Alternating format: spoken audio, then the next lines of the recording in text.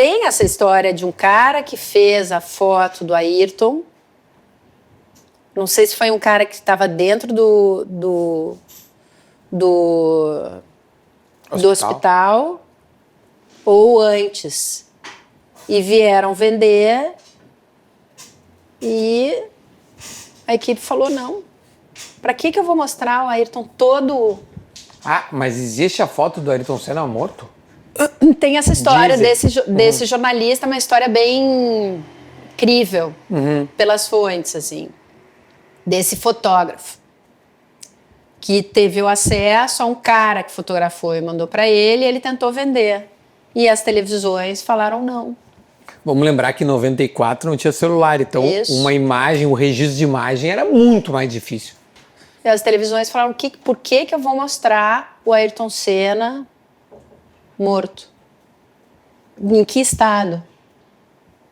O que vai mudar para o Brasil, para o torcedor, para a Fórmula 1? A Fórmula 1 já tem um piloto, o piloto morto.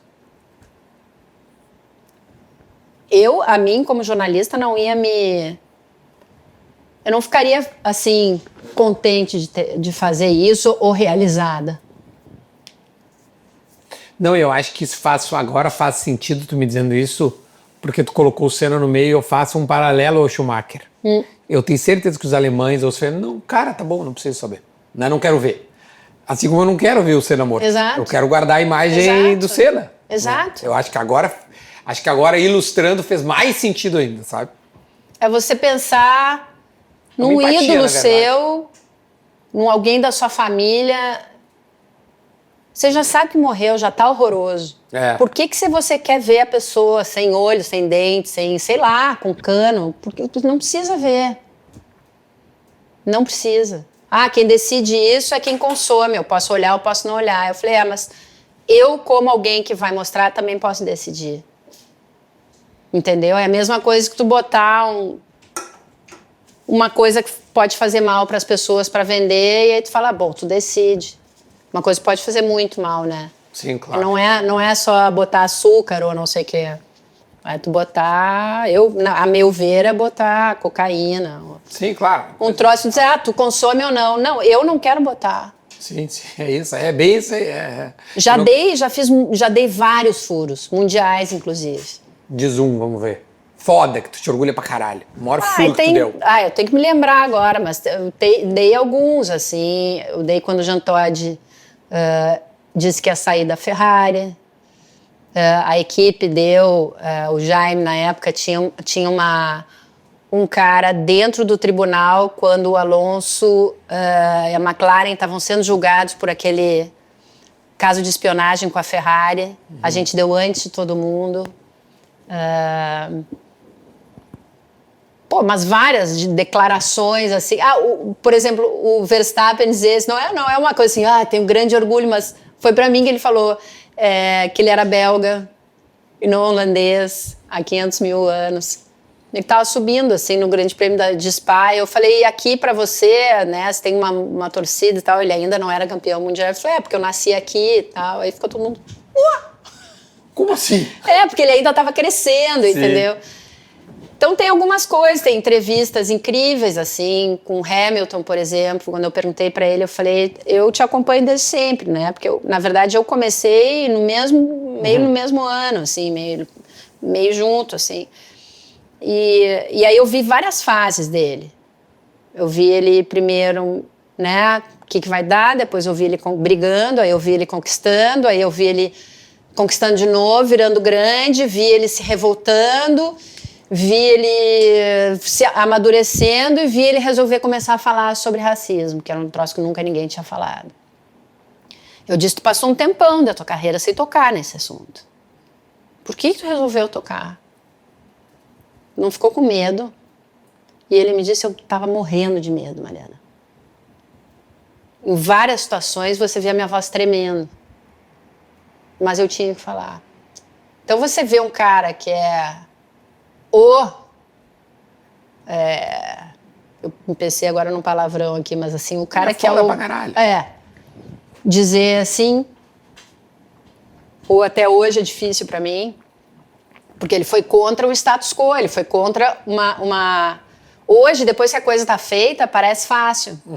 Mas ele foi contra um ambiente que era todo branco, todo mais tradicional, né? Ele começou a se vestir todo diferente. Eu me lembro das pessoas dizendo que ridículo, que ridículo, que ridículo. Eu dizia, gente, por quê? Por quê? Pode até não gostar, não usa. Mas ridículo? Eu me visto assim, tu tivesse assim, tu tem bigode, eu tenho... Então ele já era julgado assim, tinha piada no paddock, sim, pelo fato dele ser preto, escondida, mas tinha. E aí ele começou a dizer, a impor a história de ser negro, de ser respeitado e tal, que era uma coisa que ninguém falava. Nunca se falava, nunca foi falado antes. Então, e ainda tem gente que fala, pô, ele usa isso para ser popular, para angariar, né, fã. Que seja. Mas o fato é que ele falou de um problema aqui existente que nunca ninguém teve coragem de falar. Então você ter o cara se revelando fraquezas. Assim, para mim, mais do que os furos é ver de repente o cara se sentir à vontade para mim para revelar coisas, né? O Alonso me dizendo, eu sou um cara muito estranho. Eu disse, por quê?